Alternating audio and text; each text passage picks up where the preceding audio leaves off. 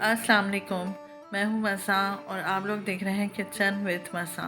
तो जल्दी से चलते हैं, रेसिपी स्टार्ट करते हैं। और आज मैं आपके लिए ज़बरदस्ती पोटैटो हैश ब्राउन की रेसिपी लेके आई हूँ।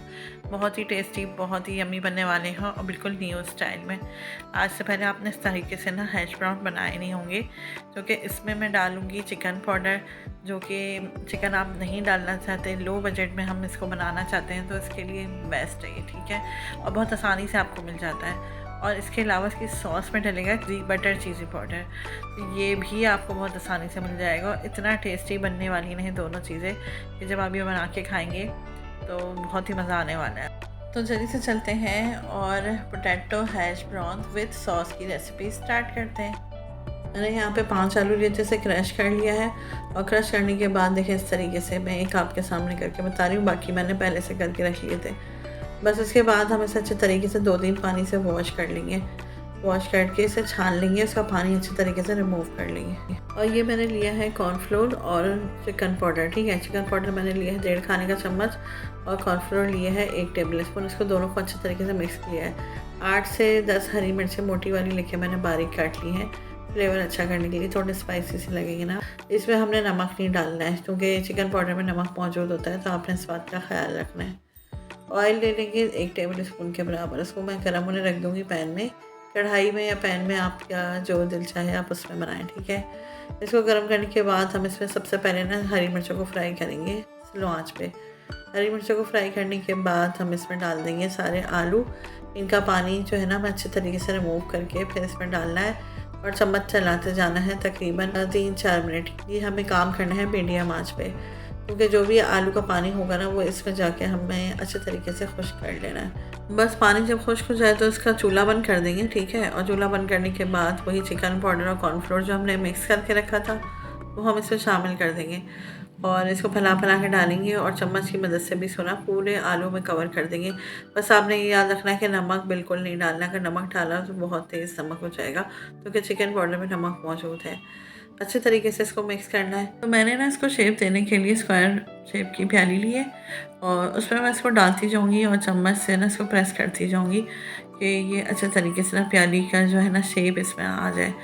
बस प्रेस करने के बाद जब आपको लगे कि बस ये सेट हो गया है सारा मिक्सचर, तो आप एक ट्रे में या थाल में, जिसमें भी आप इसको फैला कर रखना चाहते हैं, तो उसमें इसको इस तरीके से पलटा के और रख दी जाए। सारे हम इसी तरीके से बना के तैयार कर लेंगे पहले। तो देखिए, मैंने सारे बना के तैयार कर लिए हैं।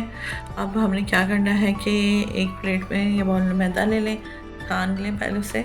उसके बाद जो है ना, इसको हल्का हल्का मैदे पे टच करें और बस ये ख़्याल रखें कि इसका स्क्वायर शेप ख़राब ना हो। मैदे में टच करने के बाद इसको हाथ से प्रेस करें ताकि मैदा जो है ना इस पर अच्छे तरीके से फिक्स हो जाए। उसके बाद आप इसे फ्राई होने के लिए रख दें। हमने इसे डीप फ्राई करना है, ठीक है। ऑयल ज़्यादा लेना है और बस अब इसी तरह से मैं एक एक करके सब इसमें डालती जाऊँगी मैदे में कोट करने के बाद, ठीक है। तकरीबन 4 से 5 मिनट लगे थे इसको फ्राई होने में। बस सारे हम इसी तरीके से जो है ना मीडियम आंच पर फ्राई करके निकाल देंगे। इसकी सॉस बनने के लिए रख दी है।